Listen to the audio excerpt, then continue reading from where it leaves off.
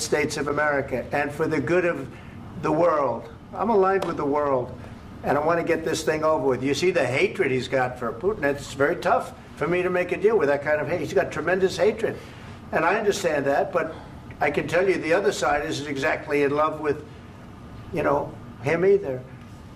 So it's not a question of alignment. I'm aligned with the world. I want to get the thing set. I'm aligned with Europe. I want to see if we can get this thing done. You want me to be tough? I could be tougher than any human being you've ever seen. I'd be so tough. But you're never going to get a deal that way. So that's the way it goes. All right, one more question. I will respond to this. So look, for 4 years in the United States of America, we had a president who stood up at press conferences and talked tough about Vladimir Putin, and then Putin invaded Ukraine and destroyed a significant chunk of the country. The path to peace and the path to prosperity is maybe engaging in diplomacy. We tried the pathway of Joe Biden of thumping our chest and pretending that the President of the United States' words mattered more than the President of the United States' actions. What makes America a good country is America engaging in diplomacy. That's what President Trump is doing. Can I ask you? Sure. Yeah? Yeah. Okay. So he occupied it.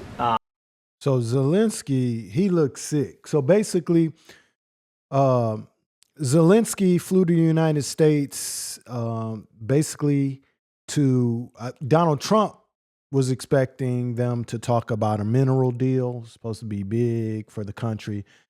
But obviously Zelensky, who is the leader of Ukraine, who's fighting an active war against Russia, his intention is more or less, hey, I'm coming over here to explain to y'all that, hey, I need y'all to keep supplying me with these weapons, with these missiles, with these defense missiles and all that, so I can continue keeping Russia up off of me. Now, Trump, who seems to be infatuated with Putin, he's referring to Putin as his friend and all this and all that. He is basically strong-arming Zelensky right now and basically telling him, hey, if you don't end this war right now, we're not going to back you for anything. And it's basically like if somebody came in your house and told you, hey, from here on out, you got to stay upstairs. You can't even come down in your own house anymore. All right? We're running the downstairs. You stay upstairs and everything will be fine. He's basically forcing Zelensky to end the war with Russia and let Russia occupy their territory. Zelensky's there on behalf of his people. As you can tell, he's very annoyed with this, but he's being strong-armed. United States, we've been providing all the weapons for Ukraine to fight against Russia since Joe Biden was in office, but now that Trump's in, he's basically telling Zelensky, hey, you got to end this. We're not going to give you any more money. We're not going to give you any more weapons. Our big parts of Ukraine, part of East and Crimea. So he occupied it on 2014. So during a lot of years, so I'm not speaking about just Biden, but those time was Obama, then President Obama, then President Trump, then President Biden, now President Trump, and God bless, now President Trump will stop him. But during 2014, nobody stopped him. He just occupied and took. He killed people. You know what the contact 2015. 2014. 2014 and 2015. 2014. Yeah. So I was not here. Yeah, but that's exactly right. Yes, but during 2014 till 2022, the situation the same. The people have been dying on the contact line. Nobody stopped him. You know that we had conversations with him, a lot of conversation, my bilateral conversation, and we signed with him, me, like a new president. In 2019, I signed with him the deal. I signed with him, Macron and Merkel, we signed ceasefire. Ceasefire. All of them told me that he will never go. We signed him with gas contract. Yes, but after that, he broken this ceasefire. He killed our people and he didn't exchange prisoners. We signed the exchange of prisoners, but he didn't do it. So Zelensky is basically saying, hey, man, how do I even have any guarantees that if we do this ceasefire that Putin will stop attacking? He's like, look, we've done ceasefires before, and Vladimir Putin did not adhere to them. We were supposed to stop fighting, and he went on and kept killing people. So he's asking Trump, what kind of reassurances can you give me that Putin won't do this again? What kind of diplomacy, JD, you are speaking about? What do you mean? I'm talking about the kind of diplomacy that's going to end the destruction of your country. Yes, but if you Mr. President, with respect, I think it's disrespectful for you to come into the Oval Office and try to litigate this in front of the American media. Right now, you guys are going around and forcing conscripts to the front lines because you have manpower problems. You should be thanking the president for trying to bring an end to this conflict. Have you ever been to Ukraine that you say what problems we have? I have been to. Come once. I've actually watched and seen the stories, and I know what happens is you bring them on a propaganda tour, Mr. President. Do you disagree that you've had problems bringing people into your military? And do you think that it's respectful to come to the Oval Office of the United States of America and attack the administration that is trying to prevent the destruction of your country? A lot of questions. Let's start from the beginning. Sure. First of all, during the war, everybody has problems, even you, but you have nice ocean and don't feel now, but you will feel it in the future. God bless. You don't know that. God bless. God bless. You will not have a war. Don't tell us what we're going to feel. We're trying to solve a problem. Don't tell us what we're going to feel. I'm not telling you. Because you're in no position to dictate that. That's exactly what you're doing. You're in no position to dictate what we're going to feel. We're going to feel very good. You will feel influence. We're going to feel very good and very strong. You will feel influence. You're right now not in a very good position. You've allowed yourself to be in a very bad position, and he happens to be right about it. From the very beginning of the war. You're not in a good position. You don't have the cards right now. With us, you start having cards. Playing cards. Right now, you don't. You're playing cards. You're playing cards. Serious. You're gambling with the lives of millions of people. You're gambling with World War III. You're gambling with World War III. And what you're doing is very disrespectful to the country, this country, that's backed you far more than a lot of people said they should have. Have you said thank you once? This entire meeting? No, in this entire meeting, have you said thank you? You went to Pennsylvania and campaigned for the opposition in October. Offer some words of appreciation for the United States of America and the president who's trying to save your country. Please, you think that if you will speak very loud. So basically, Trump and JD Vance are upset because this was supposed to be about a mineral deal.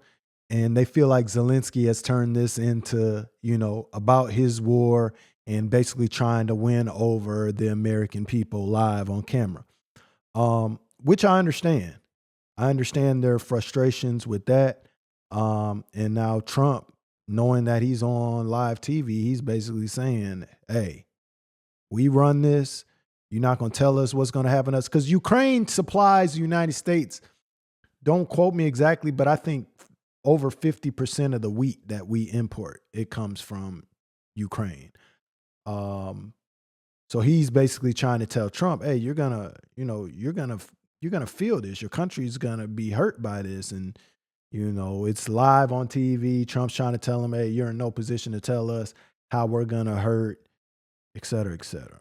Loudly about the war. He's not speaking loudly. He's not speaking loudly. Your country's in big trouble. Can I Wait a answer? minute. No. You've done a lot of talking. Your country is in big trouble. I know. You're not winning. You're not winning this. You have a damn good chance of coming out okay because of us. Mr. President, we are staying in our country, staying strong from the very beginning of the war. We've been alone, and we are thankful. I said thanks you haven't in been this alone. cabinet, You and haven't not been only alone. in this cabinet. We gave you, through this stupid president, $350 billion. You voted we gave for you your military president. equipment, and voted you for men your are brave, president. but they had to use our military. What about if you didn't have our military equipment, you invited if me you to didn't speak. have our military equipment, this war would have been over in 2 weeks. In 3 days, I heard it from Putin. In 3 days. I mean, that's facts, right? So we've been funding Ukraine.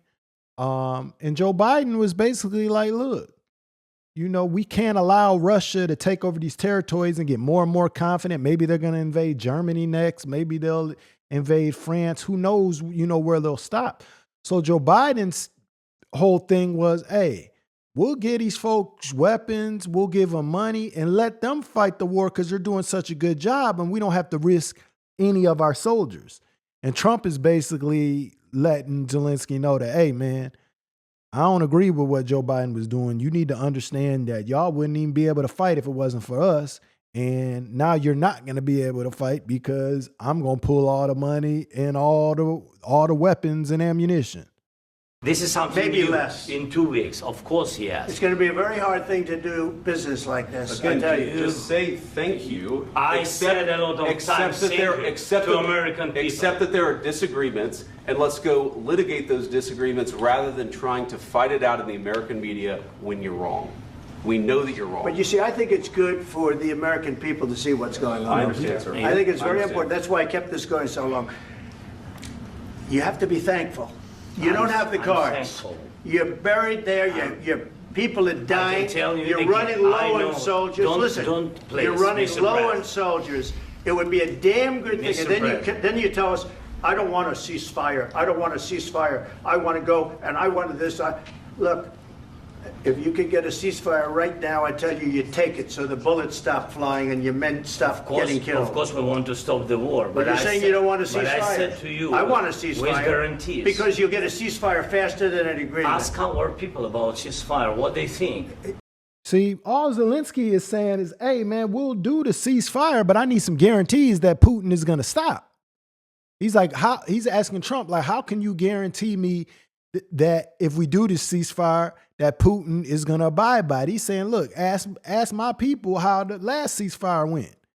They kept killing us, right? So I can only imagine, I mean, the Ukrainian people are asleep right now, but I can only imagine what they're going to think when they wake up to this. That wasn't doesn't with matter me. for you what- That what wasn't this with me. means. It That was with wasn't with a you. guy named Biden, who was not a smart person. But this That is was your, with, this that was is with your Obama. president. It was your president. Excuse me. That was with Obama, who gave you sheets, and I gave you javelins. Yes. I gave you the javelins to take out all those tanks. Obama gave you sheets. In fact, the statement is Obama gave sheets and Trump gave javelins. You got to be more thankful, because let me tell you, you don't have the cards. With us, you have the cards. But without us, you don't have any cards. One more question to Mr. Vice President. I'm sorry. It's going to be a tough deal to make, Um, because the attitudes have to change. what if Russia breaks ceasefire? What if Russia breaks peace talks? What do you do then? I understand that it's a heated conversation right now. What are you but saying? what She's if asking, what if Russia Putin breaks the breaks ceasefire? What if anything? What if a bomb drops on your head right now? But they have Okay? broken the What if they ceasefire broke it? many I don't know. They broke it with Biden because Biden, they didn't respect him. They didn't respect Obama. They respect me. But what So he's saying that, hey, Putin didn't respect Joe Biden, so yeah, he probably broke some ceasefires. But since we're buddy-buddy and Putin fears me, this is what Trump thinks. He's saying he's going to stay in line because I'm Donald Trump and Putin wouldn't cross me. He would only cross Joe Biden. Let me tell you, Putin went through a hell of a lot with me. He went through a phony witch hunt where they used him and Russia. Russia. You ever hear of that deal? That was a phony Hunter Biden, Joe Biden scam. Hillary Clinton, Shifty Adam Schiff. It was a Democrat scam. And he had to go through that. And he did go through it. We didn't end up in a war. And he went through it. He was accused of all that stuff. He had nothing to do with it. It came out of Hunter Biden's bathroom. It came out of Hunter Biden's bedroom. It was disgusting. And All right, so I mean, I've had enough of this. It is what it is. Ukraine is fucked. We're gonna pull the funding. We're gonna stop sending missiles so they can defend themselves. They don't have the ammunition. They get a little bit from Europe, but not enough to be able to fight like they've been fighting the last few years. So this is over.